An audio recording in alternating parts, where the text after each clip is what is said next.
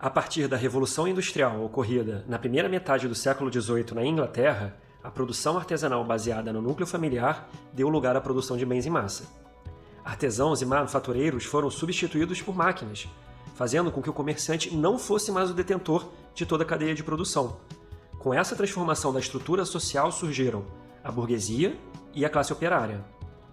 E como o Estado não regulamentava as relações de consumo, passou a ser comum para a burguesia cometer atitudes abusivas contra a classe operária, ocorrendo o desequilíbrio entre fornecedor e o consumidor. O surgimento do capitalismo agressivo evidenciou a vulnerabilidade do indivíduo comum, que passou a ser submetido a condições precárias de vida. Para a burguesia emergente, o lucro era mais importante do que a qualidade de vida. O objetivo comercial era vender em massa, sendo criadas relações intermediárias na compra e venda de produtos. Gradativamente, o consumidor se tornou vulnerável, ficando submetido às regras que os fornecedores ou comerciantes impunham.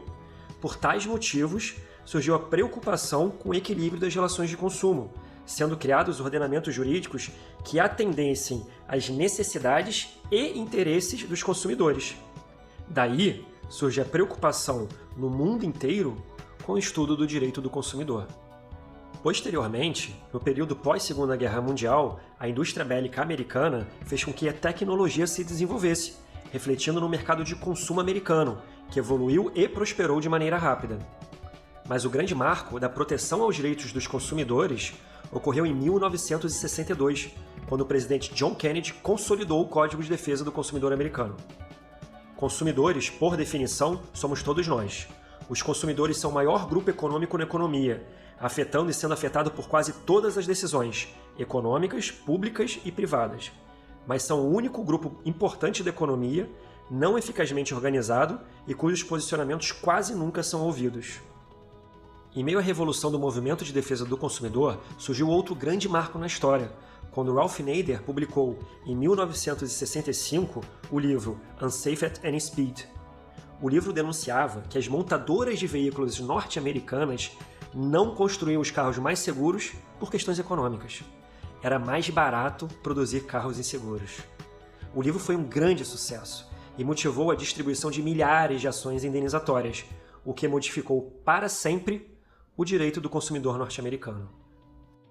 No Brasil, o surgimento do Código de Defesa do Consumidor também refletiu a preocupação com o acesso à justiça, mesmo que tardia. Antes do surgimento da lei consumerista, as relações de consumo entre brasileiros eram protegidas por outros diplomas, como o Código Civil, o Código Penal, o Código de Propriedade Intelectual, dentre outros, o que evidenciava o descaso na proteção dos direitos dos consumidores. Enquanto o país se preparava para a Constituição de 1988, também ocorriam debates sobre a necessidade de um Código de Defesa do Consumidor brasileiro, o que ocorreu no dia 11 de setembro de 1990, quando foi sancionada a Lei 8.078, cuja única e exclusiva finalidade é regular as relações de consumo. A constitucionalização do direito do consumidor, um direito privado, catalisou mudanças significativas na ordem jurídico-privada, que passou a gravitar em torno da pessoa humana e de seus valores existenciais. Por isso que a criação do Código de Defesa do Consumidor e da Lei dos Juizados Especiais Cíveis foi um grande avanço na democratização do acesso à justiça. Entretanto, o direito escrito não significa o direito praticado.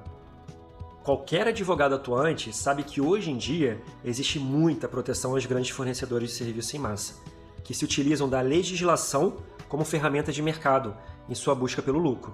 A verdade é que a realidade social e política brasileira demanda proteção à relação de consumo, e é muito importante a consciência da sociedade sobre seus direitos, sendo evidente que se o Estado não faz a sua parte na educação do consumidor, caberá aos advogados consumeristas esse papel.